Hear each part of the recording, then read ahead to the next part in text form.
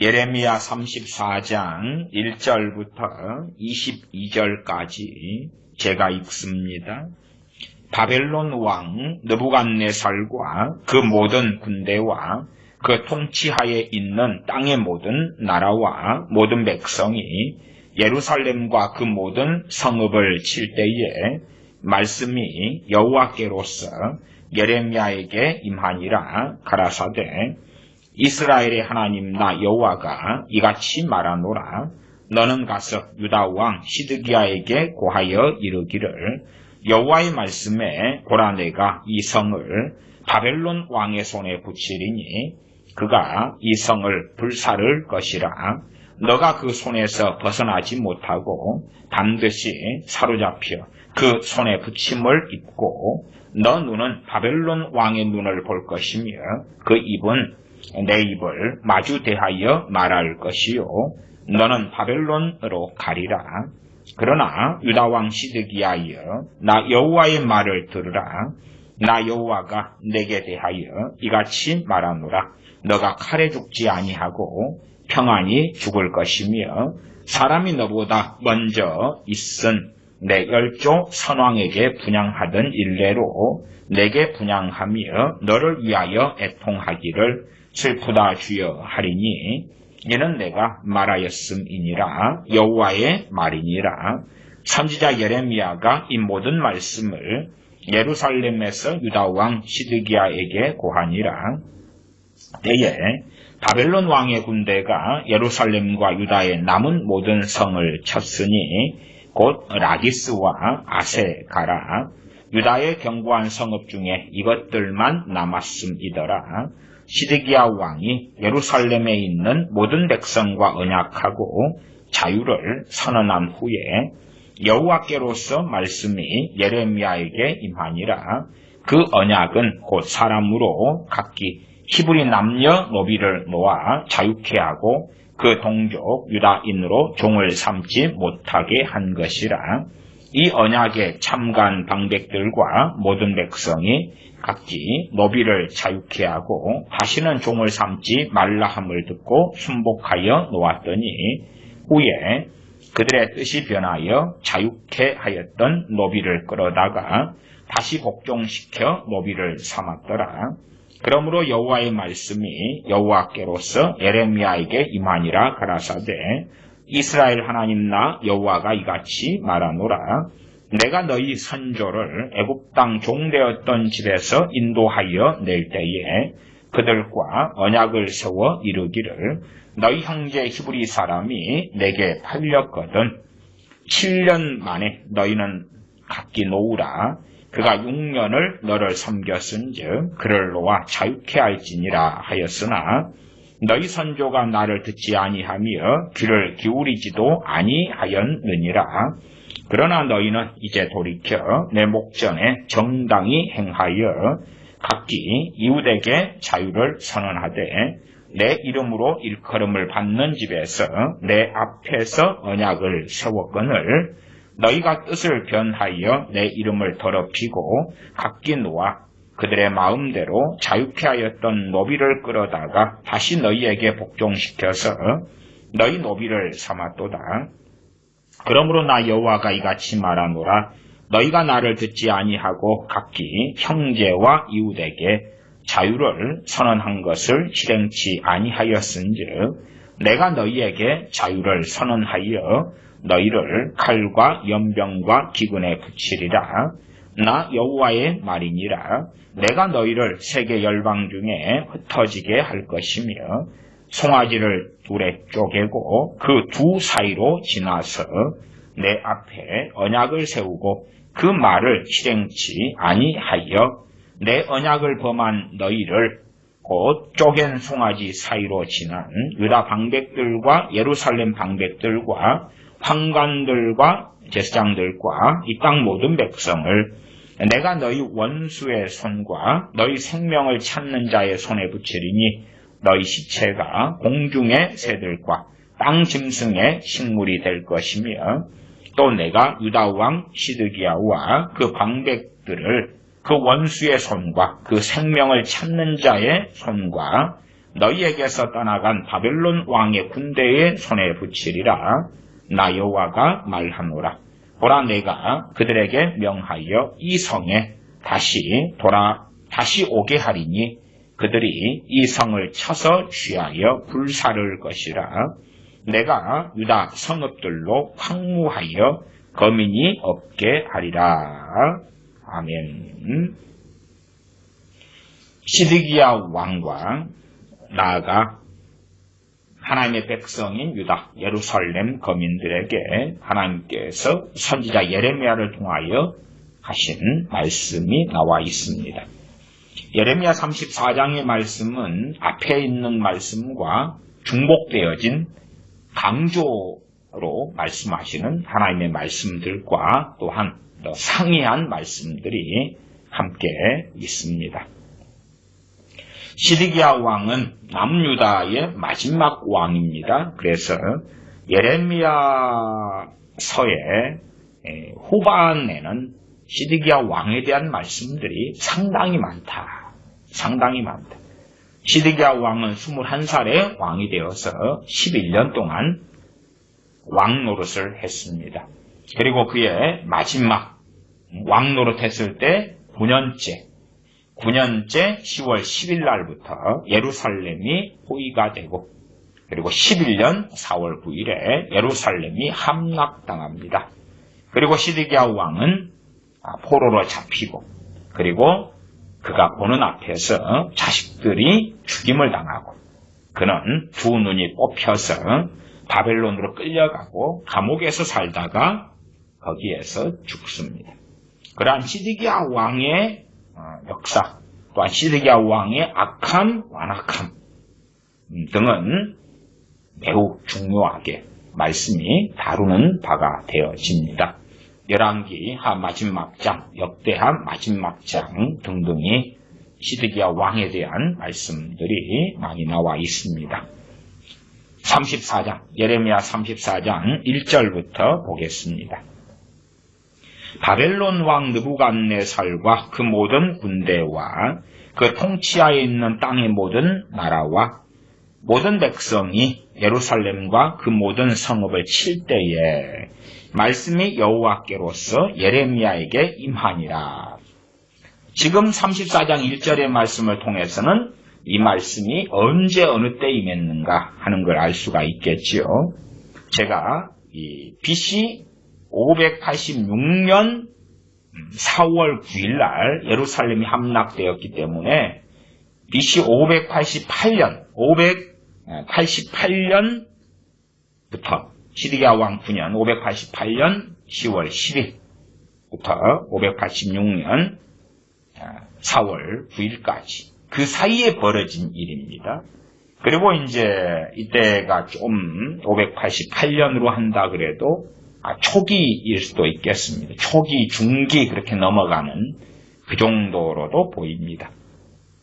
어느 사건이 여기에 나왔냐 하면 34장 1절 하반절에 보면 예루살렘을 포위하고 공격하는 것. 예루살렘 공격이 하나 있고, 그리고 그 모든 성읍을 칠 때에 예루살렘 주변에도 많은 성읍들이 있었습니다. 그리고 그 성읍들을 다 함락시켜 왔는데 예루살렘 주변에 있는 성읍들 가운데 강력한 성읍들이 있었어요. 아주 대도시가 되면 성벽도 굳건하고 그럴 거 아닙니까?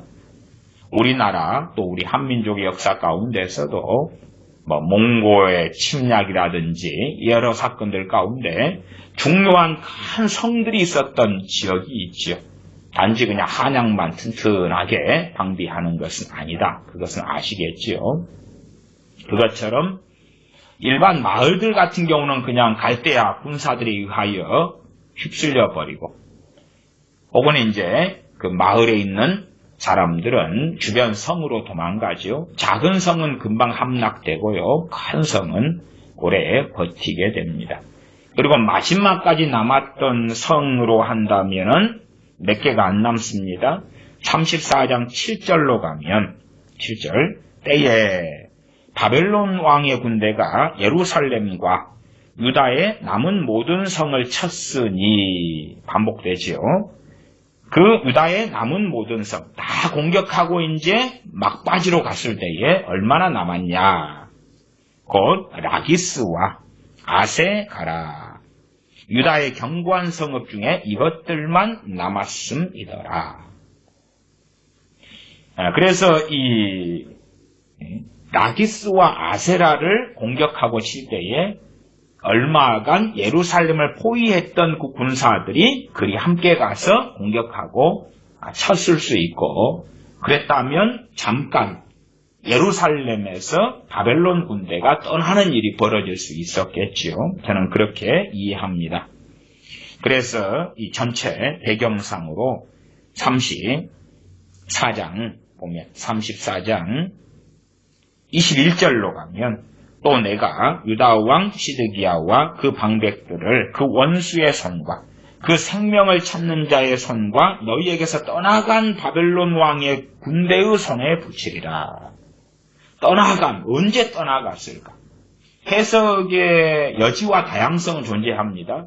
왜냐하면 제가 이 34장 1절부터 22절 사이에 이 애언이 연도가 다르게 주어졌을 수 있고, 그래서 34장 전반부의 애언은 예루살렘이 포위되었을 때의 상황, 마지막까지 라기스와 아세라 정도가 남았고 공격당하는 그 상황, 예루살렘, 라기스, 아세라 성, 그 정도 상황이고, 뒤에 것은 말하자면 BC 605년 혹은 BC 597년 1차, 2차 바벨론의 공격과 포로되는 사건, 그 다음에 떠나간 사건의 그 중에 있는 그러한 예언일 수도 있어요.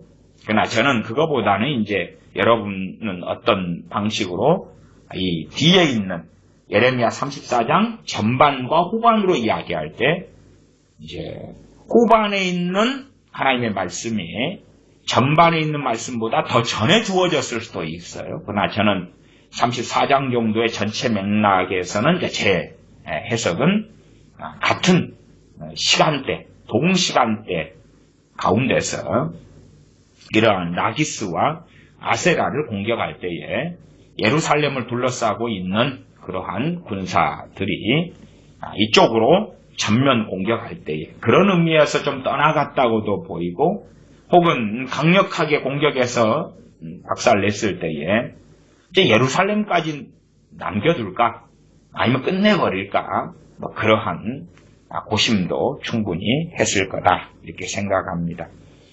그래서 여러분이 34장 21절과 22절에 떠나간 바벨론 군대, 22절로 다시 가면 나 여호와가 말하노라 보라 내가 그들에게 명하여 이 성에 다시 오게 하리니, 이게 떠나갔을 때가 있었다 그 말. BC 605년에도 침략하고 공격한 다음에 포로 잡아가고 그 다음에 떠났을 때, 물론 그 정도의 먼 과거의 시간대는 저는 아니라 봅니다. 최소한. 그다음 두 번째는 2차 바벨론의 남유다에 대한 침략과 공격, 그때에 BC 597년에 공격하고 포로로 잡아가고, 그때와 그 다음에 이제 BC 588년에 이 사이일 수도 있어요. 사이일 수도 있고, 혹은 588년에서 1년 6개월 동안 예루살렘을 포위하고 공격하는 중에 얼마간 떠나갔다 이렇게도 이해할 수 있어요. 그것은 뭐 어떤 절대적인 해석의 그거보다도 하나님의 말씀에 있어서 하나님께서 잠깐 바벨론 군대가 떠나갔고 물러갔으나 이것이 영원한 일이 되는 것이 아니라, 이 하나님의 도성 예루살렘 또한 남유다 하나님의 백성들을 하나님의 보호하시기 때문에 바벨론 군대가 떠나갔다, 만세! 예루살렘 성에 있던 사람들은 그럴 수 있잖아요. 우리의 기도를 하나님이 들으셨구나, 응답하셨구나. 근데 하나님의 말씀, 선지자에게 주신 하나님의 말씀은 돌아오게 하겠다고, 내가 다시 불러드리겠다고. 정말로 끔찍한 일이죠. 가장 이것이 끔찍한 일이 되려면, 예를 들어 597년에 2차 바벨론 침공에서 떠난 다음에 이 말씀이 주어지고 그리고 38년에 공격이 있다 그러면 그 갭 자체가 거의 9년이 되잖아요. 이런 갭. 그런 갭에서 이야기할 때는 별로 충격은 없을 것 같아요. 말하자면 9년 뒤의 이야기를 미리 한다. 그러면 1년, 2년, 3년, 4년 태만하고 평안하고 아무렇지도 않으니까 나중 일인데, 물론 선지자 에레미야를 인정하지도 않는 남유다의 백성들, 예루살렘의 백성, 방백, 왕, 제사장들이 있지만, 그래서 예레미야 선지자를 통하여 하나님 하신 말씀이 가장 충격적이려면 가장 절망에 있다가 그러다가 바벨론 군대가 잠깐 물러가고 그 다음에 그때에 와 우리가 살아난 것 같다. 이제 해방된 것 같다. 하나님이 드디어 하나님의 능력이 나타나고 있구나. 바벨론 왕의 군대가 물러갔구나 하는 헛된 소망과 희망을 가질 때에 예레미야 34장 21절과 22절이 주어지는 그 충격적인 사건으로 저는 보고 해석합니다. 잠깐 물러갔을 때. 그러지 597년에 혹은 597년에 2차 바벨론 침공 다음에 이제 597년 그 다음에 6년 이렇게 거꾸로 가니까 BC는 그렇게 해서 이제 한참 시간이 흐른 다음에 어떤 일하고는 다를 거라. 9년이 아니고 597년과 588년 그러면 7년 9년 맞죠? 3년 7년 9년 예. 거꾸로 시간 계산합니다. 자, 그래서 다시 이제 예레미야 34장으로 다시 돌아옵니다. 34장 1절에는 예루살렘과 1절 하반절 그 모든 성읍을 칠 때에 당시에 예루살렘 주변의 이 지도를 보면은 이제 가까이가 라기스, 그 다음에 아세가, 아스가 주로 그렇게 말하는데요. 번역이 이제 아세가 그렇게 되어 있습니다. 그 다음에 예루살렘 위에 가면 미스바가 있고요. 다 그거 큰 성들입니다. 그런 것은 함락되었던 거죠.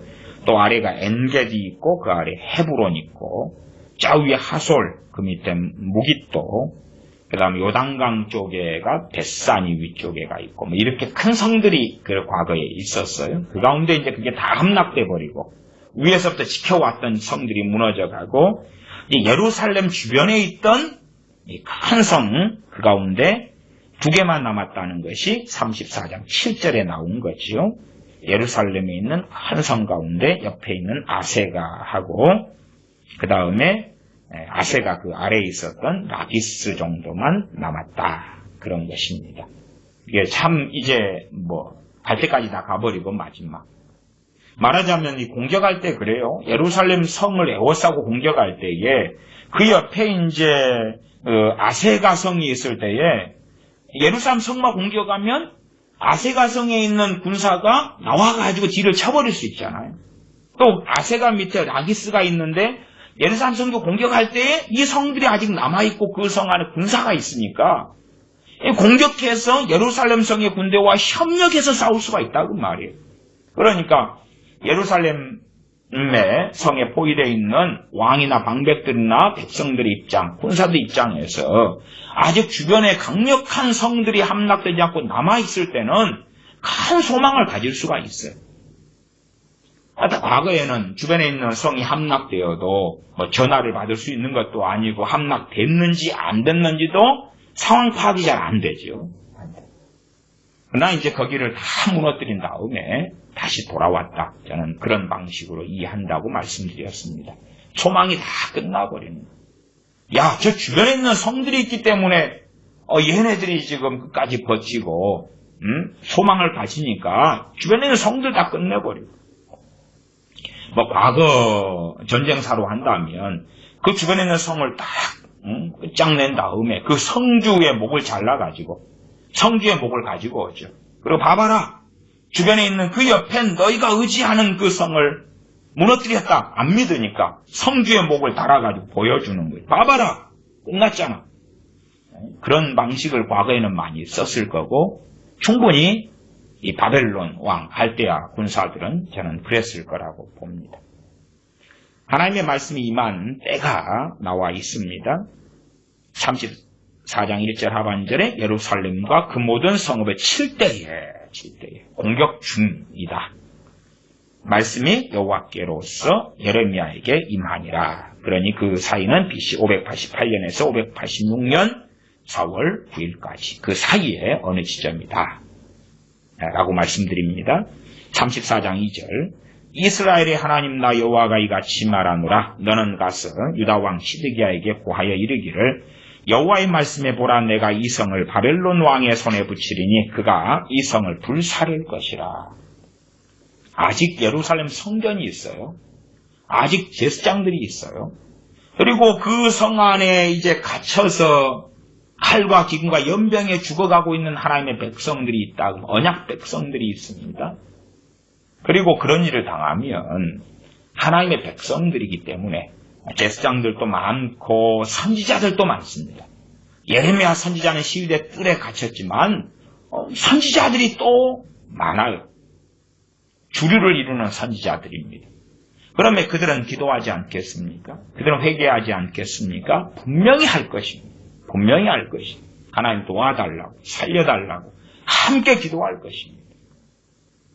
그런데 하나님 말씀은 보라 내가 이 성을 바벨론 왕의 손에 붙이리니 그가 이 성을 불사를 것이라. 하나님의 뜻이 결론 났다고 말이에요.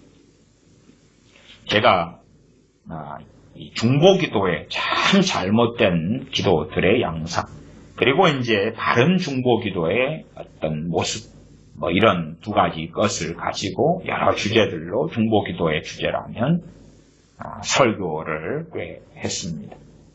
요즘 스타일의 중보기도라는 것은 기도를 많이 하면 할수록 그 기도를 통하여 하나님을 지배하고 조종하고 움직일 수 있다는 것입니다. 그건 샤머니즘이거든요. 샤머니즘.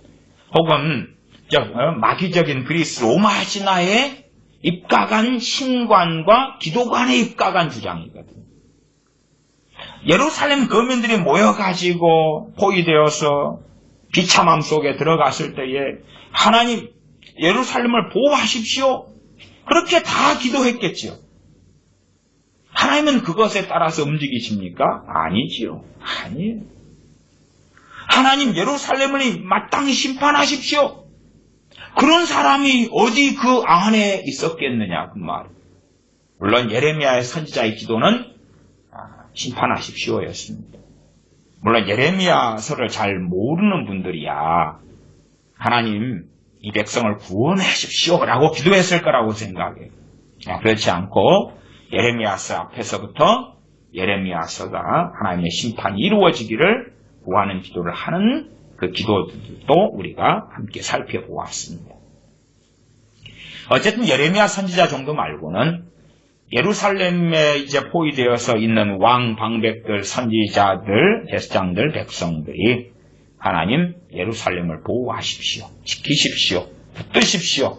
하나님의 권능과 힘으로 바벨론 왕과 군대를 물리쳐 주십시오. 기도했다는 것은 명확한 일이지요. 그러나 그 기도에 따라서 하나님은 조종당하시거나 지배당하시지 않으셨다고 말이에요. 오히려 반대지요. 반대. 그래서 하나님의 명확한 뜻을 말씀하십니다. 보라 내가 이 성을 바벨론 왕의 손에 붙이리니 그가 이 성을 불사를 것이라. 그런 일이 벌어질 것이다. 너희들은 아직 소망을 붙잡고 있지. 지금 시드기야 왕에게 선지자를 통해서 하나님 하신 말씀이니까 시드기야 왕아 너가 아직 환상을 붙잡고 있구나. 너가 헛된 소망과 기대감을 가지고 있지. 아니야. 이 성은 다 불살라질 거야. 다 불태워져 버리고 말 거야. 라고 하나님은 선언하시고 3절 너가 그 손에서 벗어나지 못하고 나중에는 이제 도망가려고 하다가 잡히지요. 도망갈 마음을 시드기야 왕은 또한 품고 있다 그 말이에요. 그러나 그 손에서 벗어나지 못하고 반드시 사로잡혀 그 손에 붙임을 입고 너 잡힐 거야. 너가 아무리 너만 살려고 도망하고 도피하고 그 꿍꿍이를 가지고 있어도 너는 잡힐 거야. 그리고 너 눈은 바벨론 왕의 눈을 볼 것이요. 바벨론 왕 앞에 죄수가 되어서 당시에 이 시드기야는 바벨론 왕 느부갓네살이 왕으로 임명한 사람이거든요. 그러니까 반역자가 됩니다. 반역자, 배신한 자, 반역자. 그런 죄목으로 심판을 받았습니다. 직접 눈앞에서 심판을 받았는데 눈으로 볼 것이요. 그리고 그 사이에 이제 시드기야의 자식들을 다 데려다가 아직 눈을 뽑아버리기 전에 자식들을 거기에서 다 쳐 죽이는 것을 시드기야의 두 눈으로 보게 합니다. 정말 비참하고 무서운 형벌을 바벨론 왕 느부갓네살이 이 재판을 통하여 행하는 것입니다. 그리고 그것을 다 가장 슬프고 비극적인 것을 목도하게 한 다음에 누나를 뽑아버립니다. 그것이 시드기야에게 벌어진 일이지요. 내 눈은 3절 중간 내 눈은 바벨론 왕의 눈을 볼 것이요 그 입은 내 입을 마주 대하여 말할 것이요. 너 변명할 거 있으면 해봐라. 너가 반역했잖아. 내가 너를 믿고 왕으로 세워주고 돌아갔는데 너가 반역했다. 할 말 있으면 해보아라. 그 입은 내 입을 마주 대하여 말할 것이요. 너는 바벨론으로 가리라. 거기에서 너 안 죽어. 그리고 바벨론으로 끌려갈 거야. 너는 죽지 않고 갈 거야. 잡혀갈 거야. 4절 그러나 유다 왕 시드기야여 나 여호와의 말을 들으라. 나 여호와가 내게 대하여 이같이 말하노라. 너가 칼에 죽지 아니하고 평안히 죽을 것이며. 여기에서 평안이라는 것은요, 룰루랄라 하다가 죽는 걸 이야기하는 평안이가 아니고요, 보편적으로 구약 성경에서 평안이라는 것은 크게 두 가지 의미로 쓰입니다. 하나는 뭐냐 그러면 우리가 보통 생각하는 평안하게 잘 먹고 잘 살고 특별히 병 걸리지 않고 문제없이 죽는 평안이 있고요. 그 다음 또 다른 평안은 뭐냐 그러면 상대적인 개념으로서의 평안이에요. 칼이나 창이나 전염병이나 뭐 요즘식으로 하면 비행기 사고, 교통사고 이런 걸로 암 걸려 죽고 이런 것이 아닌 그냥 자연사, 늙어서 죽는 것을 평안이라고 이야기합니다. 그 부분에서 이 시드기야의 평안은 이 자연사하는 평안을 이야기하는 것입니다. 입장을 바꿔놔 보십시오. 자, 시드기야는 감옥에 갇혀 있습니다. 감옥에서 끝까지 살다 죽었다고 성경 기록합니다. 그러면 감옥에 갇혔고 그 다음에 눈알이 뽑혔습니다. 그러면 눈알이 뽑혔고 자기 눈알이 뽑히기 직전에 자신의 자녀들을 다 죽여버리는 것을 목도합니다. 그러면 여러분이나 저가 그 상황을 겪었다면 그 다음은 우리에게 평안이 있겠습니까? 없지요. 어떻게 평안합니까? 나아가서 시드기야 왕에게 하나님께서 선지자 예레미야를 통하여 계속하여 경고했습니다. 그것이 왜 기억나지 않겠습니까? 우리가 눈이 있고 돌아다닐 발이 있고 그렇게 산만하게 살 때는 우리의 기억은 희석되거나 왜곡되지만 눈알이 뽑히고 그리고 이제 가만히 주저앉을 수밖에 없을 때는 당연하게 과거에 대한 많은 회상을 하겠지요. 바벨론에게 항복해라. 이 하나님의 말씀이 왔을 때에 그렇게 했다면 자식들이 죽어나가지 않고 자기가 눈알이 뽑히지 않고 눈알이 뽑힌 다음에 많은 경우 후유증으로 죽습니다. 왜? 골무고 썩어가고. 그러나 안 그런 경우도 있지요.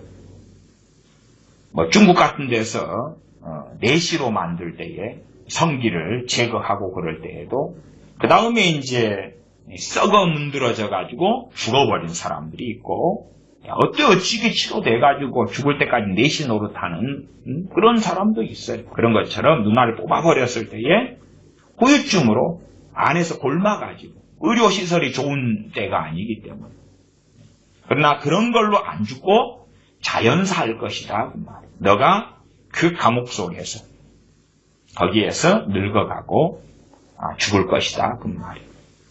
그런 의미에서 평안히 죽을 것이다 라는 말씀을 하고 있어요.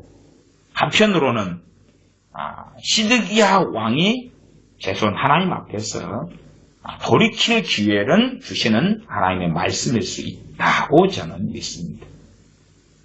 우리가 하나님 앞에 돌이킨다는 것은 쉽지 않습니다. 극단적으로 생각해 보십시다. 우리가 은혜를 다 까먹었어요. 그리고 영적으로 문제가 많이 있어요. 그런데 이제 우리가 알게 되었다고 합시다. 일주일 뒤에 나 죽어요. 일주일 뒤에. 나하고 여러분이 죽어요. 일주일을 가지고 우리의 신앙을 점검하고 믿음을 점검하고 주님께 돌이키고 그게 됩니까? 그게 안 됩니다. 아니면 우리가 하나님 앞에 섰을 때에 그 은혜를 회복했을 때에 우리의 삶의 절박한 문제를 가지고 기도할 때에 얼마간 응답받을 것 같은 믿음이 생겨요. 그러면 우리의 빚쟁이가 우리의 빚을 받으러 오고 차압딱지를 3일 뒤에 붙인다는 통보를 받았다고 합시다. 최소한 하나님의 도움을 구하려면 그 3일 사이에 회개가 터지고 영성이 살아나고 성령 충만을 받고 그걸 빨리 회복해가지고 하나님께 간절히 믿음의 기도를 할 수 있을런지 모르잖아요. 3일 뒤에 빚쟁이들이 쫓아오기로 했다. 그 소위 시한부의 시간을 가질 때에 우리가 3일을 가지고 하나님 앞에 바르게 설 수 있느냐 못 그러는 것이. 그렇기 때문에 사실은 우리 크리스찬들에게는요 뭐라고 말해도 가장 복된 죽음이라 그렇게 말한다면 갑작스러운 죽음은 아니에요. 갑작스러운 죽음은 아니에요. 병들어 죽더라도 시간을 좀 가지는 것이지. 시간을 가지고. 자연사 하더라도 자연사니까 살 만큼 사는 거겠지요. 시간을 가지는 거예요. 그래서 긴 시간을 가지고 우리의 신앙과 믿음을 예비하고 준비할 수 있는 것이 복된 것이. 실제로 이제 경험하시는 분들은 아실 것입니다. 병들어서 죽어가는 그런 경우에 주님 앞에 설 믿음을 준비하는 사람들도 간혹 있습니다. 제가 간혹이라는 말씀을 쓰는 것은 우리 크리스찬의 이야기예요. 세상 사람 이야기 말고. 간혹 있다는 이야기는 병들어가지고 그 고통 속에 있을 때 돌이킨다는 것은 많이 어렵습니다. 저도 목회해오고 병든 많은 사람들이, 크리스찬들이 병 가운데 고통하며 죽는 것들을 때때로 보아오는데 그 가운데 어떤 사람들은 고통 때문에 하나님에 대한 원망과 저주, 그 속에서 죽어나가는 경우들도 있습니다. 왜냐하면 고통이 많으면 그 속에 기도할 거 아닙니까? 나름 크리스천이기 때문에 하나님 고통을 제거해 주십시오. 몸을 치료해 주십시오. 그런데 고통이 제거되거나 몸이 치유되는 되지 않는 경우가 대부분입니다. 대부분. 암에 걸려서 암 때문에 하나님의 특별한 은혜로 고통 없이 1년, 2년 보내시다가 믿음 잘 준비하시고 돌아가시는 분도 있습니다. 그러나 어떠한 암은 굉장한 고통을 유발합니다. 임종할 때까지. 그런 가운데 이제 그 고통 때문에 마취제를 쓰고 뭘 쓰고 한다 해도 어느 때가 넘어가면 잘 듣지를 않아요. 마약 같은 성분을 쓰고 그렇게 합니다. 네, 고통이 너무 심해지는 거예요. 하나님께 울부짖어요. 그러나 그 고통은 그대로 있거든요. 하나님에 대한 원망, 증오 때로는 그리고 주님에 대한 부인까지도 가는 사람들을 보기도 합니다. 그래서 이 질병으로 해서 자연사가 아니라 병으로 돌아가시는 우리 크리스천들 같은 경우도 그 병의 고통이 극심해지면 믿음 준비하는 것은 훨씬 더 어려워지더라고요. 훨씬 더 어려워져. 우리 생각에는 우리가 질병으로 고통을 많이 받으면 그냥 그 고통 속에서 회개가 더 쉽게 일어나고 막 그럴 것 같은데 그것은 고통을 잘 안 당해보셔가지고 하는 이야기. 치통 같은 생명과는 상관없는 고통이라 해도 치통이 너무 생기면 막 두통으로 오고 그 다음에 아무런 생각도 못하는 지경까지도 가지 않습니까? 그런 경우에 기도가 잘 되느냐? 하나님의 말씀을 묵상하고 말씀을 깨닫고 회개가 일어나고 잘 되느냐? 안 된다는 것을 경험하시는 분들은 아실 거다 그 말이에요. 그런 의미에서는 시드기야 왕에게 하나님께서 34장 5절에 평안히 죽을 것이다. 너가 칼에 죽지 아니하고 평안히 죽을 것이다는 하나님의 정말 이 극심한 죄악과 강팍한 시드기야 왕에게 주시는 마지막 자비, 마지막 긍휼에 속한다. 돌이킬 그러한 시간을 주시는 그런 것이다. 물론 이제 시드기야 왕이 겪어야 될, 아직 앞으로 겪어야 될 무서운 것들이 기다리고 있습니다. 그 앞에 말씀드렸던 것처럼 그 모든 성이 불타오르고 도망가려다가 잡히고 그리고 눈앞에 보는 대로 자식들이 다 자가 눈앞에서 죽임당하고 눈알이 뽑히고 눈알이 뽑힐 때에 마취제를 쓰고 뽑겠습니까? 그럴 리가 없죠. 그리고 눈알이 뽑혀서 이제 그 고통스러운 속에서 우리가 그냥 팔이 하나 잘린다고 합시다. 마취도 없이 그 다음에 이걸 대강 묶어놓고 알코올 소독만 하고 그러면 이것이 안 아프겠냐고. 그런 가운데 바벨론으로 끌려갑니다. 끌려갈 때 대우를 잘해서 끌려가겠습니까? 그렇지 않지. 앞을 보지도 못하고 자유가 없고 감옥살이를 죽을 때까지 합니다. 그러나 평안히 죽을 것이다. 자연사할 것이다. 그 말입니다. 나중에 눈알이 뽑히고 막 했는데 행복하게 즐겁게 평안을 누린 가운데 산다. 그런 이야기는 아니다. 34장 5절 평안히 죽을 것이며 사람이 너보다 먼저 있은 내 열조 선왕에게 분향하던 일례로 내게 분향하며 너를 위하여 애통하기를 슬프다 주여 하리니 이는 내가 말하였음이니라. 여호와의 말이니라. 하나님께서 뭘 내가 말하였음이니라는 것은 약속해 주셨다 그 말.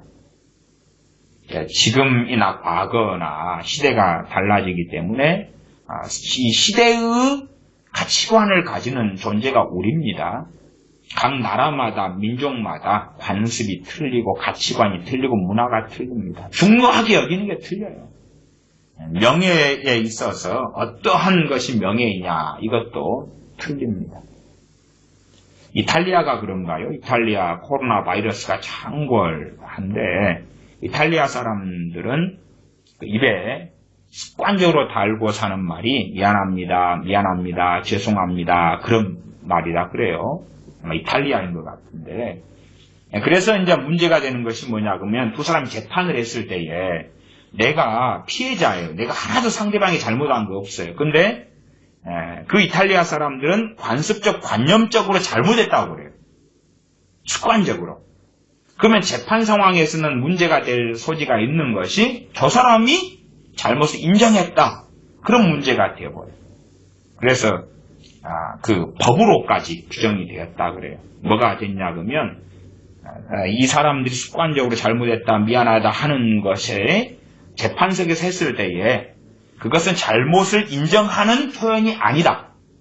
관습적 관념적인 표현이다. 그러니까 그것을 가지고 변호사가 저 사람 잘못 인정했다. 그런 식으로 가는 걸로 재판을 하면 안 된다. 이런 조항까지 규정까지 했다. 이런 이야기도 듣습니다. 특이하죠. 각 시대, 각 사람들마다 관념과 문화가 그렇게 다릅니다. 그런 의미에서 한 사람의 죽음이 평안하게 죽을 것이냐 그렇지 않을 것이냐 그 다음에 그 사람 죽은 다음에 장례식이 정상적으로 치러질 것이냐 그렇지 않을 것이냐 그건 굉장히 중요한 것입니다. 그래서 하나님께서 자비하심으로 너가 평안히 죽은 다음에 너 장례식이 정상적으로 치러질 것이다 라고 약속해 주시는 것입니다. 굉장히 하나님의 자비하신 말씀이에요. 요즘에 이제 할머니, 할아버지들은 덜 하신 것 같습니다. 그러나 제가 어릴 때나 청년 때 같은 경우는 장례식이 아주 중요해가지고 또 가난했던 때는요. 그럴 때는 입을 옷, 장례식 때 입는 돌아가신 분이 입는 수의, 이것도 잘 구하지 못하는 이런 때들을 많이 살아서 살아계실 때에 자기 죽음을 준비를 다들 하십니다. 요즘엔 안 그러는데요. 과거에는 이제 할머니들, 제 나이로서의 이제 제 부모님 세대 말고 제 선친께서 살아계시면은 83살 되시나요? 그러니까 이제 살아계신 분으로 하면 이제 아버지 세대가 80대면은 그 위에 이제 100살 이상 되신, 그러니까 그런 입장에서 그런 세대들이 이제 과거로서 그런 분들은 살아계실 때 자기 수의를 자기가 다 일일이 만드시고 그랬어요.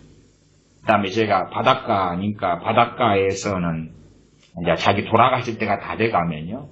그러면은 우리 바닷가에서 음식들은 생선을 말려가지고 생선을 찌고 그래서 장례식에 오시는 분들을 대접하고 그러거든요. 자기 돌아가실 때에 손님들이 먹을 음식을 미리 준비를 해 놓으셔요.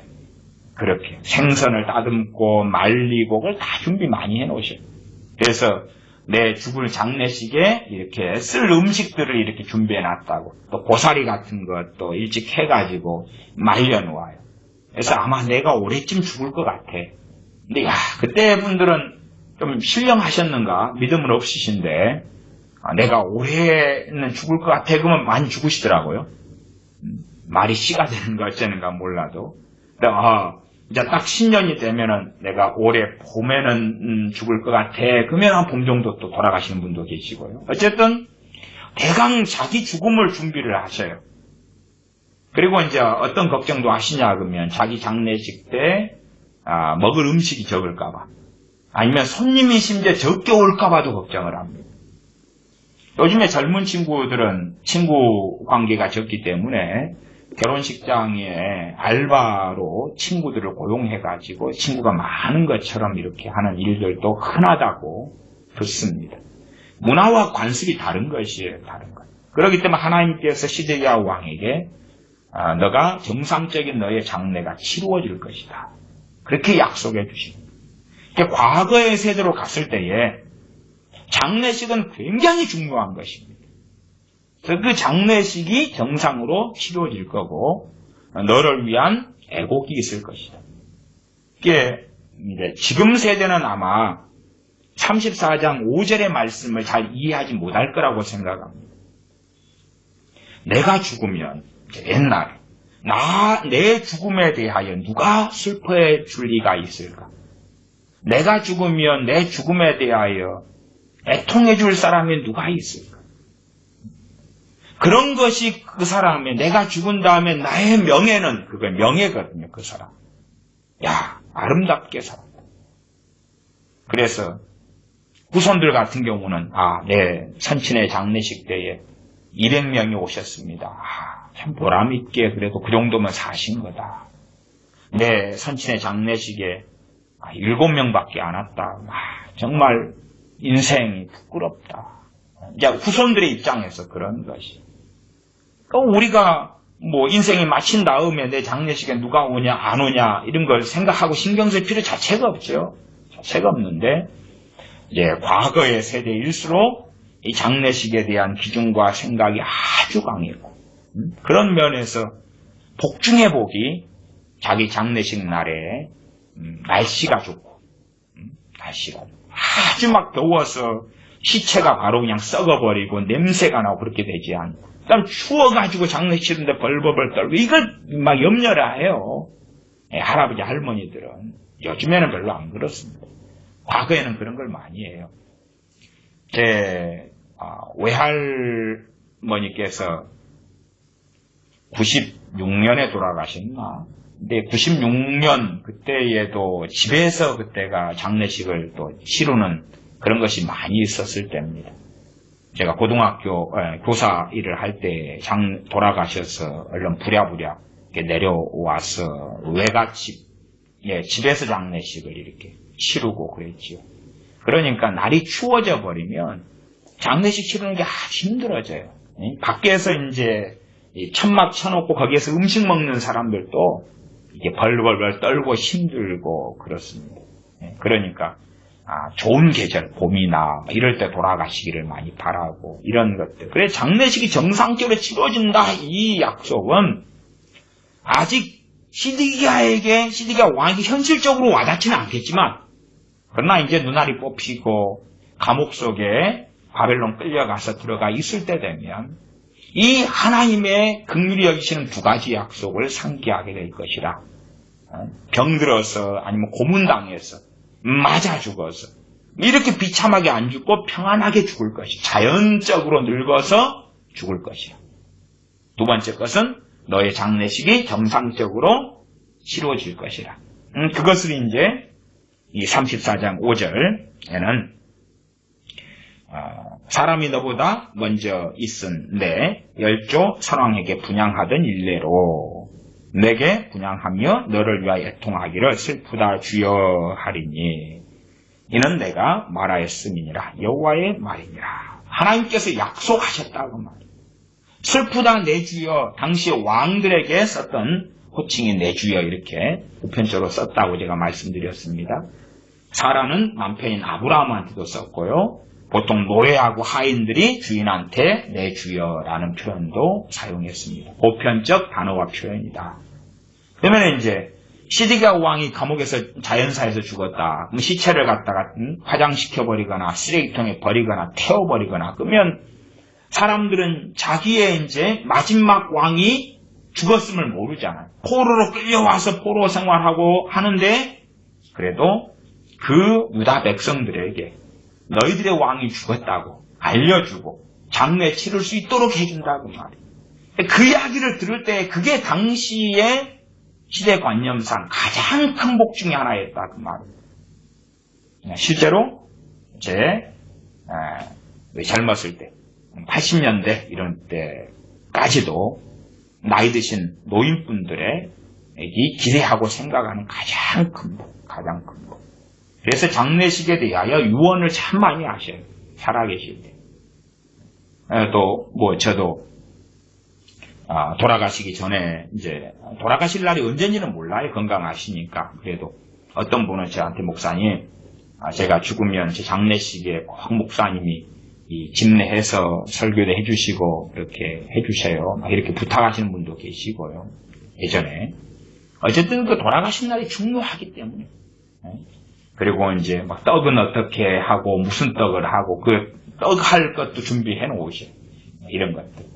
그러니까 요즘 관념으로는 34장 5절을 잘 이해 못할 수 있습니다. 그래서 좀 장황하지만 과거의 그 일례로 이제 설명해 드리는 것입니다. 각 시대와 관습과 문화가 틀리다. 거기에서 우리가 생각하는 복, 하나님의 긍휼, 자비 그런 부분에서 하나님께서 두 가지 축복을 시드기야 왕이 아직도 회개하지 않고 있고 그리고 앞으로 당해야 될 참담한 비극들이 옴에도 나중을 위하여 두 가지를 하나님께서 약속해 주신 것이다. 이 두 가지 약속은 하나님의 일방적인 약속입니다. 일방적인 약속. 일방. 시드기야가 회개하든지 그렇지 않는지하고 상관없는 일방적인 약속. 6절로 갑니다. 선지자 예레미야가 이 모든 말씀을 예루살렘에서 유다 왕 시드기야에게 고하니라. 때에 그러니까 때에 그렇게 갔으니까 34장 1절하고 7절이 연관되죠. 때에 바벨론 왕의 군대가 예루살렘과 유다에 남은 모든 성을 쳤으니 그때 예루살렘도 공격하고 유다에 남은 모든 성도 공격하고 곧 라기스와 아세가라 유다의 견고한 성읍 중에 이것들만 남았음이더라. 8절 시드기야 왕이 예루살렘에 있는 모든 백성과 언약하고 자유를 선언한 후에 여호와께로서 말씀이 예레미야에게 임하니라. 시드기야 왕이 이제 어떤 일을 했냐 그러면 예루살렘에 있는 모든 백성과 언약하고 자유를 선언했다. 누구의 자유냐 그러면 종 노예로 있던 사람들에 대한 자유입니다. 특별히 율법의 언약 가운데 동족 유대인, 동족 이스라엘 사람은 노예로 삼지 말아라. 노예로 삼더라도 6년을 노예 삼은 다음에 7년째마다 안식년을 보내지요.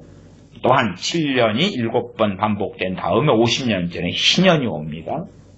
그때는 아주 안식년의 대안식년 그렇게도 볼 수 있겠죠. 해방의 해. 근데 6년 동족을 노예로 삼더라도 7년 때는 해방시켜 주어라 하는 약속이지요. 근데 그 약속을 정말 오랫동안 남유다는 지키지 않았다 그 말이에요. 남유다의 왕이든 방백들이든 심지어 제사장 선지자들이든 하나님과 함께한 그 언약입니다. 그 언약을 지키지 않았다. 그러니까 입장을 바꿔놓으면 우리도 최소한 이 비극이 닥쳐올 때에 또한 비극의 한 가운데 있을 때에 예루살렘 성을 바벨론 군대가 에워싸고 있고 공격을 받고 있고 칼과 기근과 연병으로 죽어나가고 있고 그 가운데 이제 하나님의 긍휼을 구하려고 막 기도를 하는데 이 정도 가지고는 안 되겠어. 우리가 뭔가를 회개를 해야 되지 않겠는가. 그런 이야기는 필연적으로 나올 거 아닙니까? 그래서 회개하는 일환으로 시행했던 것이 뭐냐 하면 시드기야 왕이 주도한 것입니다. 참 볼 때에 놀라운 일에 속합니다. 국가적인 재난 사태가 있을 때에 한 나라의 대통령이나 수상이나 이런 사람들이 앞장서 가지고 하나님 앞에서 회개 운동을 일으킨다면 우리가 볼 때에 소망이 있다 그렇게 생각할 거 아닙니까? 그런 비슷한 상황이에요. 시드기야 왕 주도입니다. 예루살렘에 있는 모든 백성과 언약하고 자세한 내용은 뒤에 본문에 나와 있습니다. 자유를 선언한 후에 여호와께로서 말씀이 예레미야에게 임하니라. 참 잘 된 것 같아요. 그래서 8절까지 볼 때는 너희들이 노예를 해방시켜 주었어. 이게 노예를 해방시켜 준 것이 노예 제도 폐지하고는 다른 것입니다. 다른 것이 구약의 언약이에요. 성경은요 유감스럽다 그러면 그것은 세상 사람들에 대한 이야기예요. 노예 제도를 부정하지 않습니다. 그래서 우리가 신약 성경에 노예 제도에 대하여 에베소서라든지 골로새서라든지 노예들이 어떻게 상견을 그 노예를 종이라고 표현되어 있습니다. 상견을 어떻게 해야 될지 또한 상견은 노예를 어떻게 다루어야 될지에 대한 말씀을 하고 있는 거지. 그렇지 노예 제도를 없애라 라고 하나님께서나 주님께서 말씀하시거나 사도들이 그렇게 한 것이 아닙니다. 그러나 이제 요즘 관념으로는 노예 제도에 대하여서 이제 반대하는 것이 성경적이다 이렇게 생각되는 관념이 있어요. 그러나 그것은 다릅니다. 과거에 종교개혁자들의 시대에는 노예제도가 아주 많았거든요. 종교개혁자들의 시대 때에 당연하게 노예제도를 반대하면 그러면 대부분의 왕들에게 아주 큰 공격의 대상이 됩니다. 그런 의미에서 성경적으로 노예제도에 대하여 어떻게 할 것인가 연구가 좀 되었고 그 결론으로 에베소서나 골로새서를 배경으로 해서 성경은 노예제도를 반대하지 않습니다. 그렇게 했습니다. 그래 우리는 이제 나중에 미국의 남북전쟁 또 노예 해방 들으면서 마치 그것이 진리인 것처럼 생각됩니다. 아브라함 링컨 대통령을 통한 미국의 노예 해방 그게 이제 정답인 것처럼 보이나 정답은 아니라는 것을 아셔야 됩니다. 그까지는 이제 복잡한 논증과 이야기는 생략하겠습니다.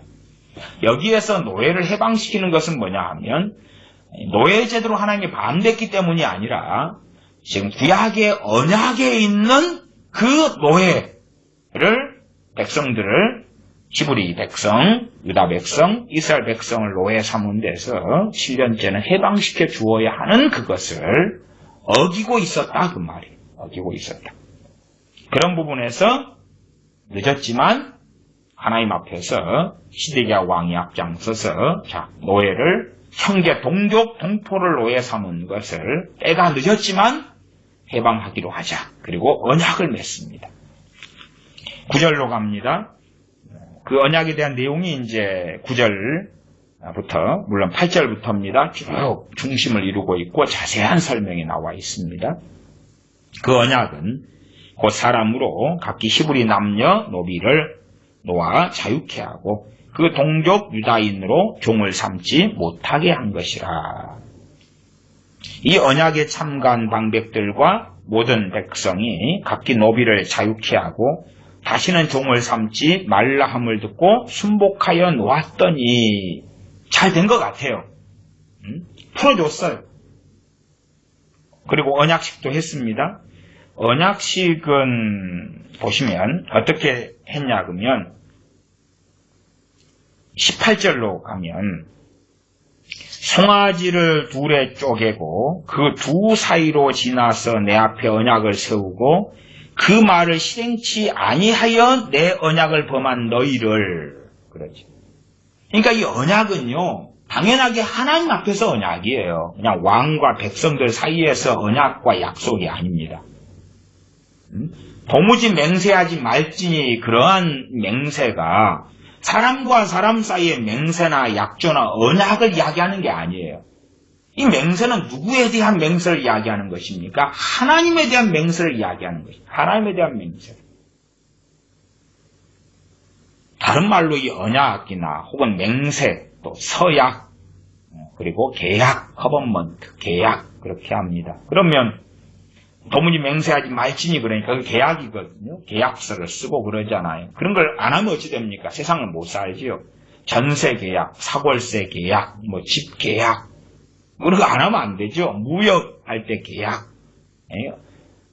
물건을 얼마에 납품하겠다, 얼마에 사겠다, 몇 개를 언제까지 납품해 달라, 어길 시에 위약금이 얼마다, 다 계약이잖아요. 핸드폰 같은 것도 다 계약서 써가지고 SK든지 KT든지 이용하는 것 아닙니까?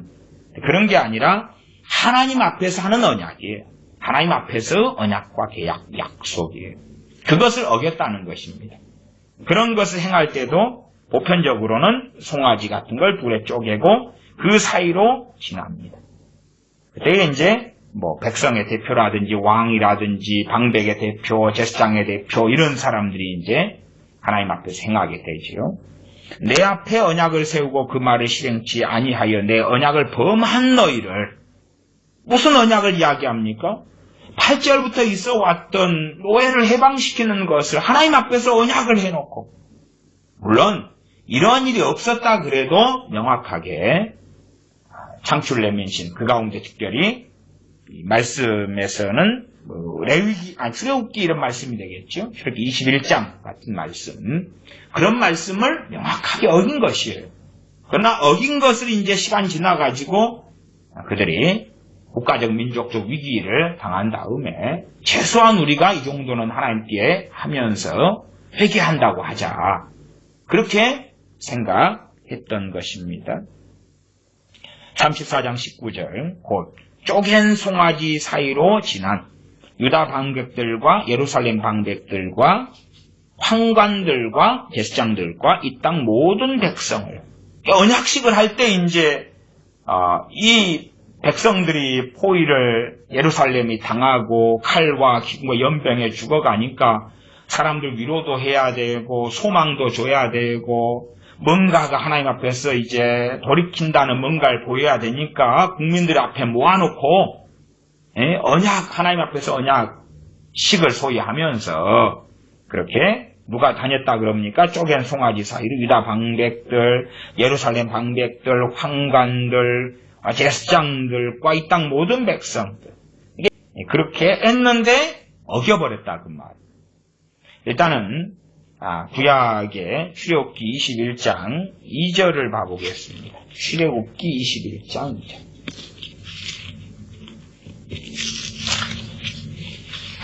출애굽기 21장 2절 제가 읽습니다. 너가 히브리 종을 사면 그가 6년 동안 섬길 것이요 제7년에는 값없이 나가 자유할 것이며, 이것이 하나님과 하나님의 백성 이스라엘이 맺었던 언약의 내용입니다. 오랫동안 이 하나님의 백성들은 자신의 동족을 노예와 종 삼아서 6년을 데리고 있다가 7년 안식년에 해방을 주어야 하는데 그렇지 않았다고 말이에요. 그러나 이제 예루살렘 성벽이 적군에게 둘러싸이고 칼과 기근과 연병으로 죽어갈 때에 하나님 살려주십시오라고 기도하면서 최소한의 양심이나 또한 이 시드기야 왕과 함께 방백들이 의논했을 때에 우리가 하나님의 언약 가운데 이 정도는 좀 지키는 그러한 모습을 보여드려야 되겠다. 그랬을 수 있다 보여져요. 그래서 이제 종을 부리고 있는 사람들, 자기 동족, 동포를 종으로 부리고 있는 사람들, 최소한은 6년 이상을 부리고 있는 사람들이 될 수도 있겠지. 그런 사람들. 왜? 그래도 이제 빚등으로 인해서 동족을 노예로 삼는 것이 6년은 가능하니까. 6년은 불법이 아니니까. 6년 이상 안식년이 되어도 풀어주지 않고 노예로 데리고 있는 사람들이 기본 대상이겠지. 그런 사람들 등등이 모여가지고 동족을 놓아주는 그러한 언약식을 했다고 말입니다. 34장 9절이지요. 그 언약은 곧 사람으로 각기 히브리 남녀 노비를 놓아 자유케 하고 그 동족 유다인으로 종을 삼지 못하게 한 것이라. 이 언약에 참가한 방백들과 모든 백성이 각기 노비를 자유케 하고 다시는 종을 삼지 말라 함을 듣고 순복하여 놓았더니 거기에서 모든 백성, 그 다음에 19절 하반에 이 땅 모든 백성, 그럴 때 노비를 가진 그 백성들이 되는 것 같습니다. 11절 후에 그들의 뜻이 변하여 자유케 하였던 노비를 끌어다가 다시 복종시켜 노비를 삼았더라. 일을 행했다 그 말. 일을 행했다. 그러니까 이 본문 가운데 저는 생략되는 것이 어떤 것이 있다고 저는 보냐 그러면 예루살렘 성이 포위되었다가 이제 노비를 풀어주기로 언약을 맺고 하는 과정 가운데 앞에 예레미야 34장 뒤에 21절 22절에 얼마 동안 바벨론 왕의 군대가 떠나갔다는 내용이 나오죠. 떠나갔을 수 있다 이때. 그러니까 해결되었네. 그러면 평안하잖아. 문제없잖아. 이제 우리가 물에 화장실 들어갈 때하고 나올 때가 틀리고 물에 빠져가지고 살려달라고 허우적거릴 때하고 살아난 다음이 다르고 살아난 다음에 보따리 내놓으라 뭐 그런다고 하지요.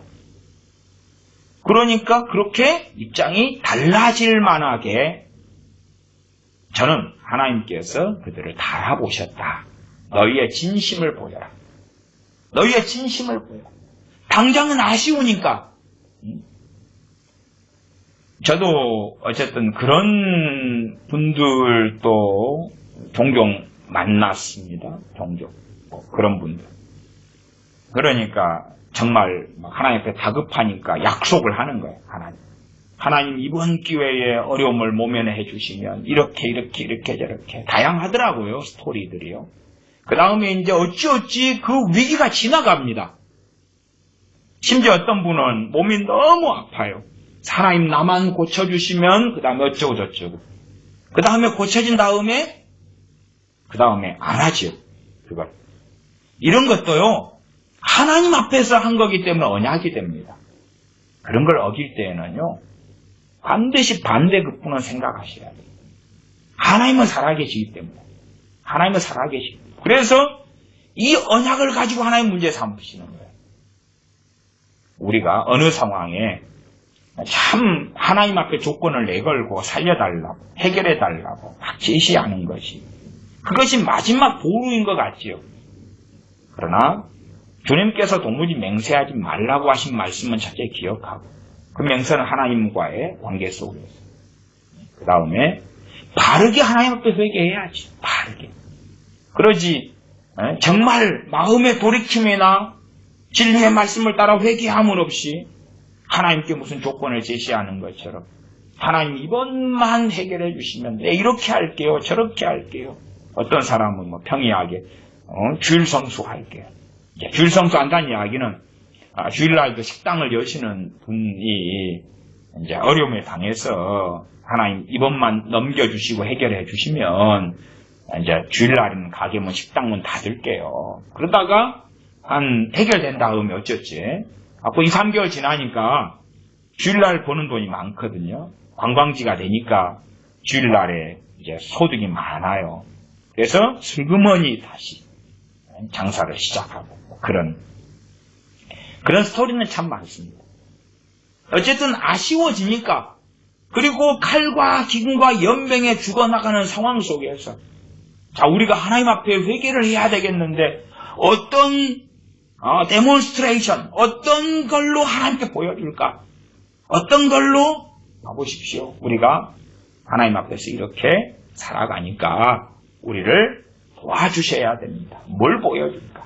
그리고 이제 아주 정말 어려움에 당해서가 아니라 고통 때 순종하고 지켜야 될 동족을 노예로 삼는 그리고 안식년이 되었을 때에 해방시키는 지키지 않았던 그 명령을 지키는 걸로 보여준 거죠. 그리고 하나님 앞에서 성대하게 언약식도 했던 것 같습니다. 그것이 34장 18절 19절 이렇게 되어졌다라고 읽었지요. 그리고 후에 34장 11절 그 후라는 것이 딜레이 타임이 얼마 있었다는 이야기죠. 그런 의미에서 제가 이 34장을 전체 이렇게 해석할 때 제가 하는 해석이 다 맞는 건 아닙니다. 이런 부분에 참조만 하셔야 돼요. 해석할 때에 포위됐다가 이 언약식을 한 다음에 이제 이들이 떠난 거죠. 얼마인지는 모르죠. 떠났는데 그러니까 해결됐으니까 다시 뜻이 변하여 가지고 자유케 하였던 노비를 끌어다가 다시 복종시켜 노비를 삼았더라. 그리고 이 딜레이 타임은 그렇게 많지 않았던 것 같아요. 왜냐하면 34장 8절로 가면 시드기야 왕이 예루살렘에 있는 모든 백성과 언약하고 자유를 선언한 후에 여호와께로부터 말씀이 예레미야에게 임하니라 그러니까 자유를 선언한 다음에 이제 내가 복을 주리라 축복해 주리라 용서해 주리라 함께하리라 보호해 주리라 승리케 하리라 바벨론 왕과 군대가 떠나가리라는 게 아니라 심판하겠다는 것이거든요. 그래서 그 타임이 딜레이 타임 그 사이의 간격은 많지 않고 그리고 겉으로 보이는 것과 뱃속은 달랐다 그 말. 그러니까 그들은 진정으로 뉘우치고 돌이키지 않았다는 것을 하나님께서는 당연히 아시고 선지자에게 말씀하셨다 하는 것입니다.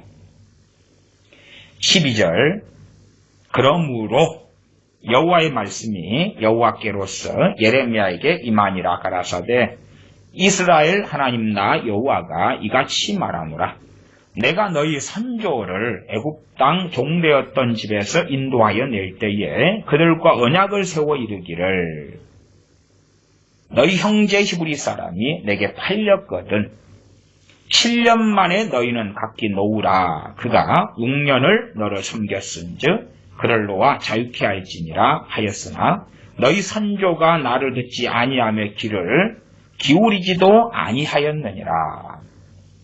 지금 히브리 형제를 노비로 삼더라도 6년 있다가 7년 만에 해방시키는 이것과 직결되는 하나님의 말씀은 뭐냐 하면 13절 중간에 너희 선조를 애굽 땅 종되었던 집에서 인도하여 낼 때에 한 것이다. 봐봐라 너희가 종으로 살았는데 내가 너희를 자유케 했잖아. 그러기 때문에 너희도 너희 동족 형제를 어찌어찌 해서 6년을 노비로 부리더라도 7년째는 자유를 주어야 된다. 하나님의 그 큰 자비를 주시면서 그 큰 은혜를 주시면서 선조들과 맺었던 언약이다 그 말이죠. 물론 이스라엘 백성들은 변명할 일은 많을 것입니다. 하나님께서 우리 조상과 맺었지 우리와 언제 했습니까? 조상과 맺었을 때 그것은 이스라엘 후손들과 함께 맺은 언약입니다. 함께 맺은 언약이. 우리가 당사자가 아니지 않습니까? 심지어 나아가서는 하나님 택해먹은 이야기 좀 하지 마십시오. 우리는 자유민으로 태어났습니다. 우리 조상의 조상 선조들은 이집트의 노예였을지 몰라도 우리는 자유인으로 태어났습니다. 그렇기 때문에 우리가 왜 종노예를 부리다가 그들을 꽁으로 자유케 7년 만에 해주어야 한단 말입니까? 그것은 우리는 따르지 않겠습니다. 그러기 쉬웠겠죠. 그리고 실제로 이제 이 예루살렘 거민들이나 남유다의 사람들에 있어서 그들만이 그렇게 동족 히브리 사람, 유다 사람들을 노예로 삼아서 7년째에도 해방시켜주지 않은 일이 그들만 했던 게 아니라 근원적으로 선조 때부터 언약을 어겨왔다고 말씀하고 있습니다. 그래서 이 말씀을 다시 보면 15절이죠. 그러나 14절 너희 형제 히브리 사람이 내게 팔렸거든 7년 만에 너희는 각기 놓으라. 그가 6년을 너를 섬겼은즉 그를 놓아 자유케 할지니라 하였으나 너희 선조가 나를 듣지 아니하며 귀를 기울이기도 아니하였느니라. 선조가 그랬다. 하나님 우리 아닙니다. 그 이야기가 아니라 너희 선조가 안 했고 너희가 똑같이 그렇게 해왔다 그 말이죠. 그 죄가 쌓이고 쌓이지요.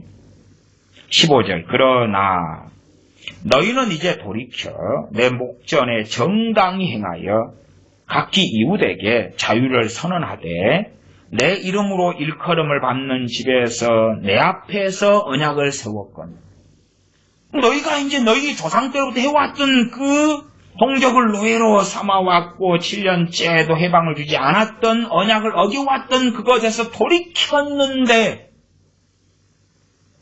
그러나 이렇게 나오고 돌이켜 내 목전에 정당히 행하여 최소한 겉으로는 그랬죠. 정당히 행하여 15절 중간 각기 이웃에게 자유를 선언하되 내 이름으로 일컬음을 받는 집에서 성전이죠. 내 앞에서 언약을 세웠다. 다시금 출애굽했을 때의 그 언약과 하나님의 명령만이 아니라 다시금 언약을 세웠다. 언약 당사자가 돼가지고 그리고 언약식을 했던 거지요. 16절 너희가 뜻을 변하여 내 이름을 더럽히고 이게 무서운 것입니다. 하나님 앞에서 언약과 맹세나 서약은 이게 무서운 것입니다. 얼마나 많은 사람들이 위급한 일을 당하여 하나님의 도우심이 필요한 절박한 상황을 당하여 정말 뱃속 안에서의 돌이킴이 없이 하나님 앞에 맹세하고 서약하고 서원해서 이것만 해결해 주시면 이렇게 하겠노라 한 다음에 그 다음에 평안해지니까 손바닥 뒤집는 것처럼 이걸 여반장이라고 여반장 손바닥 뒤집는 것처럼 돌변하는 것이죠. 돌변하는 것이죠. 그런 일을 이들은 행했습니다. 그래서 하나님의 무서운 이걸 통한 하나님의 책망과 심판의 말씀이 선지자를 통해서 주어집니다. 너희가 뜻을 변하여 내 이름을 더럽히고 이것이 하나님 이름을 더럽힌 거다. 하나님 앞에서 언약을 맺었는데 어겨버리니까 하나님의 이름을 더럽힌 거다. 사람들은 자신들이 하나님의 이름을 더럽히는데도 그렇지 않다고 생각하는 거예요. 그러나 우리가 하나님 앞에서 약속한 다음에 지키지 않으면 우리는 하나님의 이름을 더럽히고 멸시한 것입니다. 하나님의 이름을 더럽히고 멸시했다는 것은 하나님의 이름은 하나님을 대표하는 것이기 때문에 다른 말로 하나님을 멸시한 것입니다. 하나님의 이름을 더럽힌 것은 전능하신 여호와 하나님, 아버지 하나님을 멸시한 것이지요. 내 이름을 더럽히고 각기 놓아 그들의 마음대로 자유케 하였던 노비를 끌어다가 다시 너희에게 복종시켜서 너희 노비를 삼았도다. 그 일을 너희가 했다. 그러므로 이제 나도 해줄게. 나도 해줄게. 마치 이스라엘 백성들이 광야에 살다가 가나안 땅에 정탐꾼을 보내죠. 그리고 정탐꾼이 가서 10대2로 의견이 나누어집니다. 2명 여호수아와 갈렙은 그들은 우리의 밥이라 그러고 10명은 우리는 메뚜기다. 우리가 보기에도 메뚜기다. 그들이 얼마나 강성하고 철병거를 가졌고 그들의 거인족이 있고 그런 이야기를 하면서 이스라엘 백성이 이제 10대2의 이야기 가운데 10명이 하는 이야기를 받아들이죠. 그리고 하나님께서 우리를 죽이려 한다. 그 땅은 우리를 삼키는 땅이다. 그때 하나님께서 하신 말씀이 무엇입니까? 내 귀에 들린 대로 너희에게 해주겠다. 그런 것이죠. 그런 의미에서 일맥상통하다고 제가 말씀드리겠습니다. 17절에 보시면 그러므로 나 여호와가 이같이 말하노라. 너희가 나를 듣지 아니하고 각기 형제와 이웃에게 선언한 자유를 선언한 것을 실행치 아니하였은지.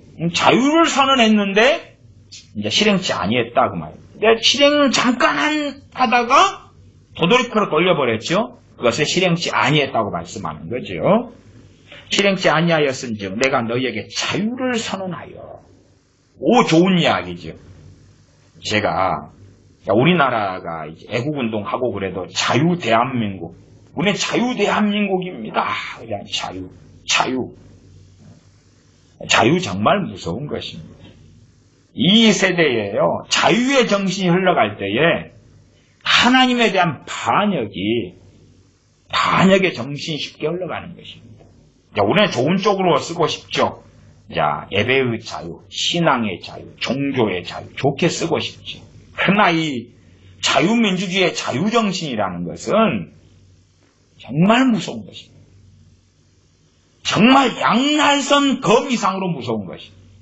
왜? 하나님과 우리가 비기려는 정신과 마음이 우리나 우리의 자녀들에게 들어가기가 쉽고, 왜 우리가 하나님께 복종해야 됩니까? 왜 우리가 하나님을 위해 살아야 됩니까? 왜 우리가 하나님을 영광스럽게 하기 위해 살아야 됩니까? 이게 세대적, 시대적 자유정신이 들어갈 때 나오는 반응입니다. 그리고 우리는 완악해지고 악해져 갑니다.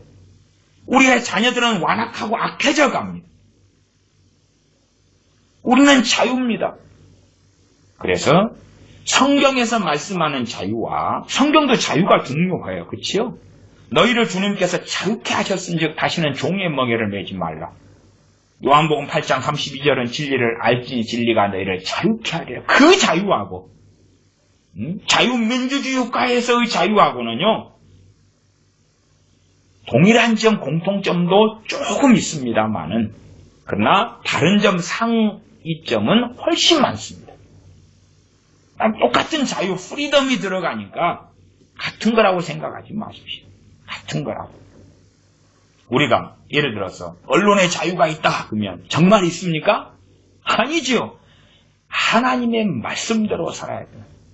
주님께서 내게 와서 나의 멍에를 메고 내게 배우라고 말씀하시는 그 자유케 하는 율법을 가지고 살아야 되는데, 그게 아니라 마음대로 말하고 마음대로 주장하고 마음대로 외치는 그 자유가 어디에 있습니까? 우리는 왕의 백성들입니다. 하나님의 백성들입니다. 왕명을 가지고 있고 섬겨야 될 주님이 계시고 영화롭게 해야 될 주님이 계시고 따라야 될 만주의 주 만왕의 왕이 계십니다. 우리는 무슨 자유를 원합니까? 이 자유의 시대정신이 많은 사람들에게 들어감으로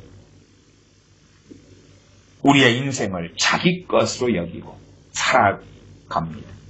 청지기 선한 청지기가 아니라 내 인생이니까 즐기고, 대신에 양심에 따라서 못된 짓 정도 하는 것만 조심하고, 이간질, 거짓말, 사기치는 것, 도둑질, 살인, 강간, 간음 이런 정도만 좀 조심하고, 그 다음에 나머지는 이제 자유, 내가 자유하다, 여행의 자유, 드라마를 볼 자유, 쇼핑을 할 자유, 먹방을 할 자유, 이럴 자유, 저럴 자유, 돈 쓸 자유, 돈 벌 자유, 이것저것 많이. 그리고 근원적으로 들어가면 나를 위한 인생, 내 가족을 위한 인생, 내 자녀를 위한 인생, 그렇게 자유를 만끽하고 살아간다. 그것은 주님께서 진리를 알지니 진리가 너희를 자유케 하리라는 그 자유는 아닙니다. 그것은 뭐 자유민주주의의 시스템 속에서 오는 그 자유이기는 자유일 수는 있죠. 그래서 이 자유정신이라는 것은 우리 그리스도인들에게는 양날선 검보다 위험하고 더 위험한 것입니다. 더 위험한 것. 왜 우리가 자유민주주의 제도가 우리가 그래도 옹호하느냐 그러면 그 자유가 국가적 시스템 속에 있기 때문에 그 자유를 가지고 하나님을 영화롭게 하려고 그 자유를 가지고 주님과 함께 하려고 그 자유를 가지고 주의 말씀에 순종하고 복종하고 살려고 그러는 것입니다. 그러지 그 자유를 가지고 내 맘대로 살면서 그러면서 주님께서 때가 되어서 나를 천국에 보내주실 것이다. 그렇게 바라는 자유가 아니다 그 말이지요. 그러면 이제 하나님께서도 이들에게 자유를 선언하시는 것을 봅니다. 참 우리가 볼 때 좋게 보이죠? 그러나 그거 아닙니다.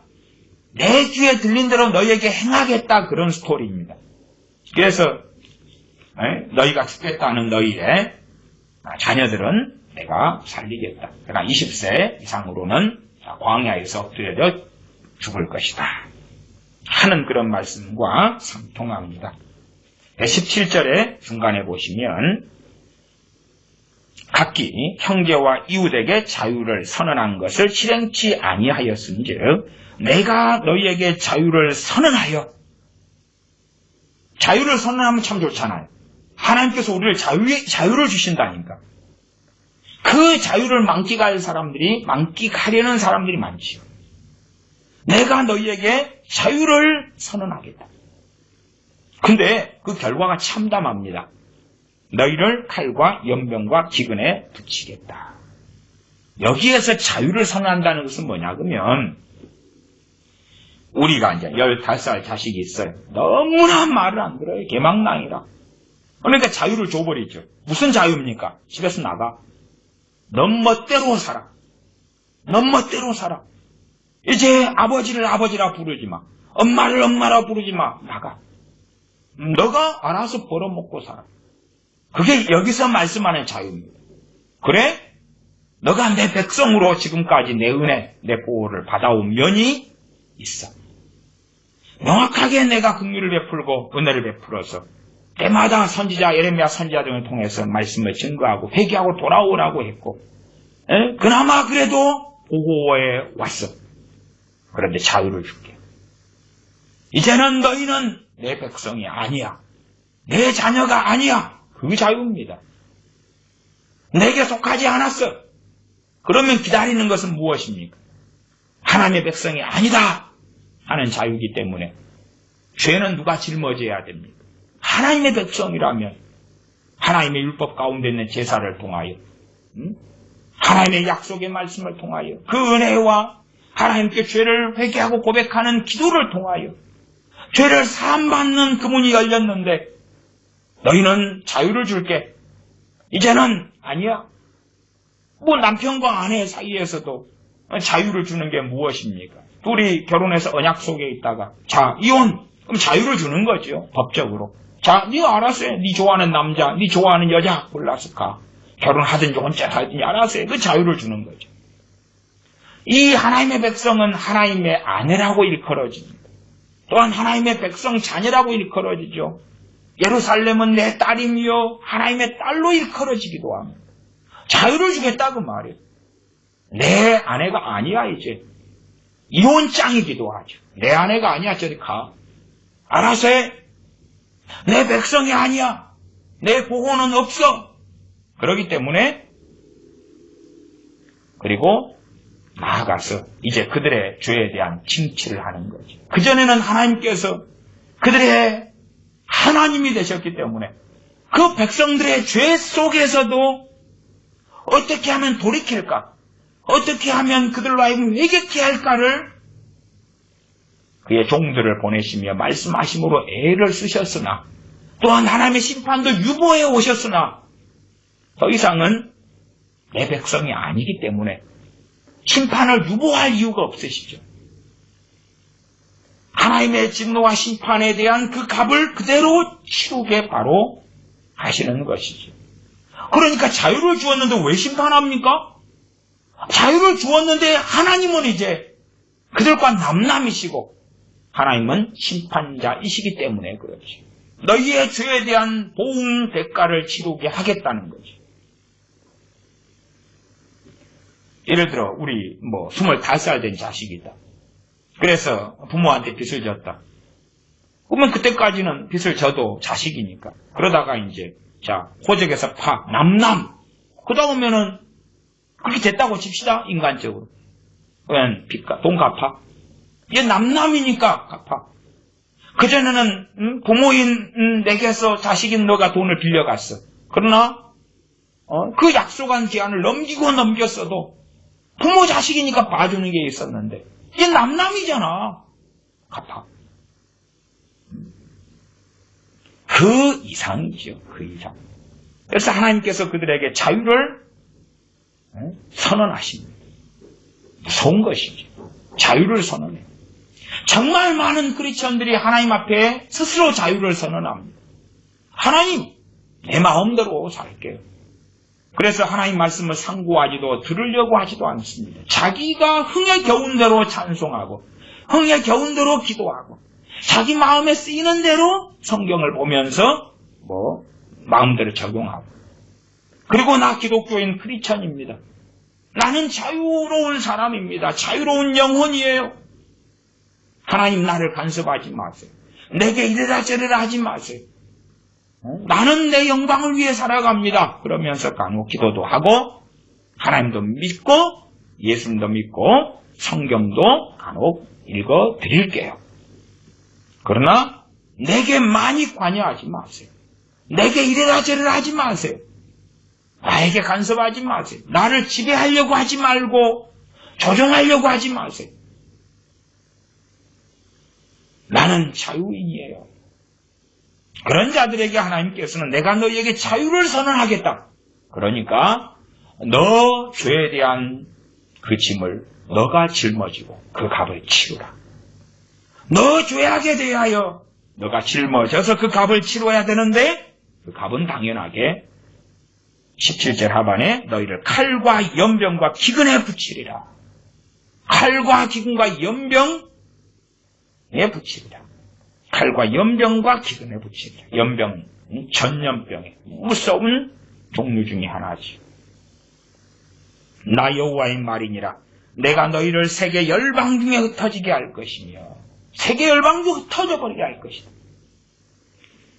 18절 19절 읽었었습니다. 송아지를 둘에 쪼개고 그 두 사이로 지나서 내 앞에 언약을 세우고 내 말을 실행치 아니하여 내 언약을 범한 너희를, 이런 언약식을 하면서 하나님 앞에서 이제 하나님의 7년째의 동족을 노예 삼았던 이들을 풀어주는 이것을 행하노라, 약속을 지키겠습니다 하고 언약을 했는데 19절 곧 쪼갠 송아지 사이로 지난 유다 백성들과 예루살렘 방백들과 황관들과 제사장들과 이 땅 모든 백성을 그렇게 했는데 너희가 어겼지.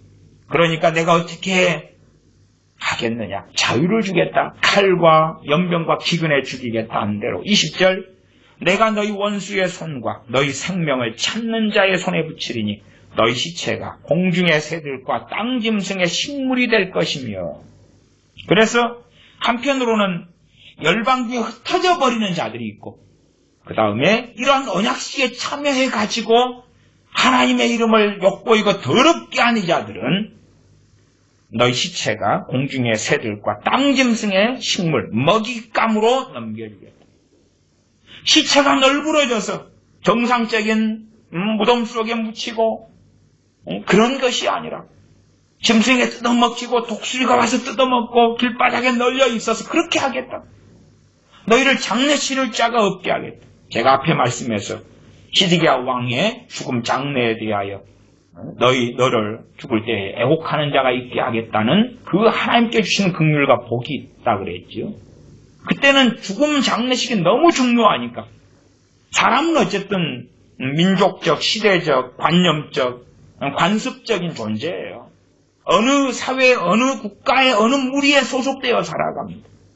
그래서 그들의 죽음이 가장 비참한 죽음이 될 것이라고, 땅에 묻히지도 못할 것이라고 그렇게 선언하고 계시는 것입니다. 그러니까 당시에 그 사람들에게는 끔찍한 것이죠. 뭐 요즘 사람들이야 이제 이런 말씀으로 하나님 잘 안 하실 수 있겠죠. 왜? 내 죽은 다음에 무슨 상관이야? 내 죽은 다음에. 살아있을 때가 중요하지. 뭐 그런 관념이겠지.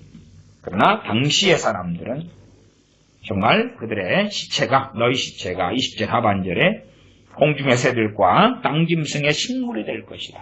끔찍한 이야기죠. 끔찍한 이야기. 나를 위하여 장례식을 누가 치러줄 사람도 없고 애고갈 사람도 없고 길바닥에 널려서 아니면 들판에 버려졌어. 그렇게 해서 이 비참한 일을 당할 것이라고 선언하시는 것입니다. 너희가 내 앞에서 내 이름을 더럽히는 그 언약을, 내 앞에 언약을 한 다음에 언약을 어기는 그 악행을 했기 때문에. 물론 심판받을 많은 죄목들이 있습니다만 이때는 이제 직접적인 이때 행해졌던 이 죄목을 가지고 말씀하는 특별한 사건이 됩니다.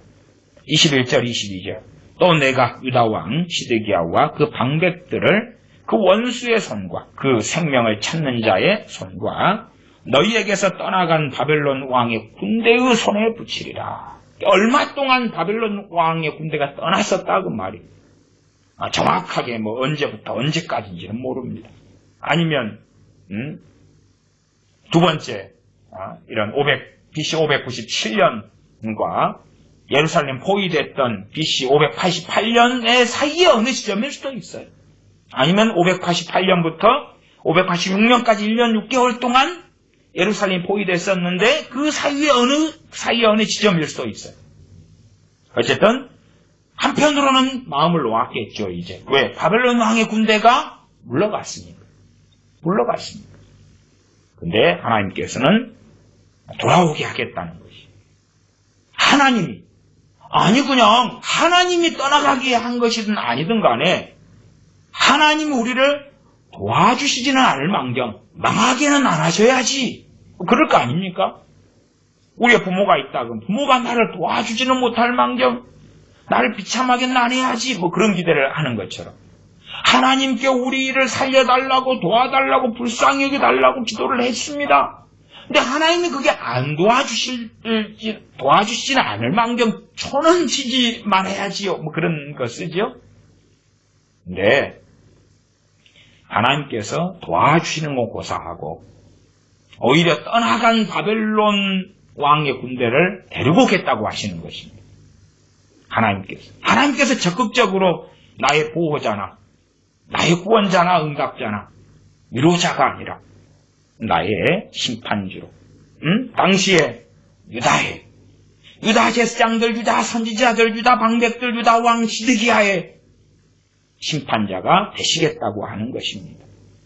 당연하게 당시에 비극 속에 있던 예루살렘 성의 거민이나 예루살렘 백성들은 왜 회개하거나 기도하지 않았겠습니까? 그러나 그런 회개나 기도가 진정성도 없었고 입에 발린 회개였다는 것이 이 노비를 풀어주는 사건을 통하여 증명되는 것이죠. 입에 발린 회개였다는 것이. 22절 읽고 말씀을 마무리합니다. 나 여호와가 말하노라 보라 내가 그들에게 명하여 이 성에 다시 오게 하리니. 그들은 누굽니까? 바벨론 왕의 군대라고 21절 하반에 나와 있었지요. 다시 이 성에 다시 오게 하리니 그들이 이 성을 쳐서 취하여 불사를 것이라. 내가 유다 성읍들로 황무하여 거민이 없게 하리라. 예루살렘 성만이 아니라 성은 취하여 불살라버리고 유다 성읍들로 황무케 해버리겠다. 잠깐 동안 다른 유다 성읍들이 무너지고 멸망해서 어느 때 사람 돌아와서 다시 일어서는 게 아니라 유다 그 잘 나갔던 성읍들 하솔, 무기또, 베산, 아세가, 아벡, 아스가, 라기스, 엔게디, 헤브론 이러한 잘 나갔던 거대한 성들도 황폐하고 황무하여 거민이 없게 하겠다. 그렇게 선언하고 계시는 것입니다. 우리는 자유케 된 사람들로 주님의 멍에를 메고 주님 앞에 와서 주님을 섬기고 복종하며 주님을 또한 우리 주, 우리 전능하신 아버지 하나님을 영화롭게 하는 그 걸음을 걸어야 될 자유인들입니다. 예수 그리스도의 멍에를 져야 될 자유민들입니다. 자유케 하는 율법을 가지고 있는 자유민들이지. 그러지. 하나님과 떨어져서 자유를 누리는 그 망령된 자들이 되면 안 됩니다. 기도하겠습니다. 아버지 하나님, 예루살렘 거민들과 방백들, 제사장들 등이 입으로 발린 회개, 또한 잠깐의 어려움과 환난을 모면하려는 그러한 하나님 앞에서의 형제를 자유케 하는 언약과 그 이후에 모든 것을 번복하고 하나님 앞에서 하나님의 이름을 더럽히며 언약을 어기는 것을 우리가 보면서 우리가 이러한 완악함과 어리석음에 들지 않기를 원합니다. 우리 마음이 너무나 완악하여서 화장실 들어갈 때와 후가 달라지는 것처럼 우리의 마음이 요동치고 조변 섞게 하고 변합니다. 우리의 연약함 속에서 하나님 앞에 맹세할 수 없는 완악한 자들이 온지 예하는 건 예하고 아니요 하는 건 아니요 하면서 하나님의 자비를 구하며 하나님의 긍휼을 구합니다. 그러므로 전능하신 아버지께서 우리들에게 은혜를 베풀어 주시며 자비와 긍휼을 주시옵소서. 그리하여 우리 스스로의 마음으로 신앙과 믿음과 진리의 길을 따라 걷지 못하온즉 아버지의 영, 그리스도의 영을 통하여 성령님을 통하여 끝까지 아버지 하나님 앞에서 아버지의 자녀로 아버지의 백성으로 살게 도와주시옵소서. 기도한 말씀에 은혜를 베풀어 주시옵소서. 성령님의 불을 우리에게 주시옵소서. 우리 주 예수님의 이름으로 기도하옵나이다. 아멘. 축도하겠습니다. 이제는 우리 주 예수 그리스도의 은혜와 아버지 하나님의 크신 사랑하심과 성령님의 교제가 동하심이 하나님의 자녀들에게 영원토록 함께 계실지어다. 아멘.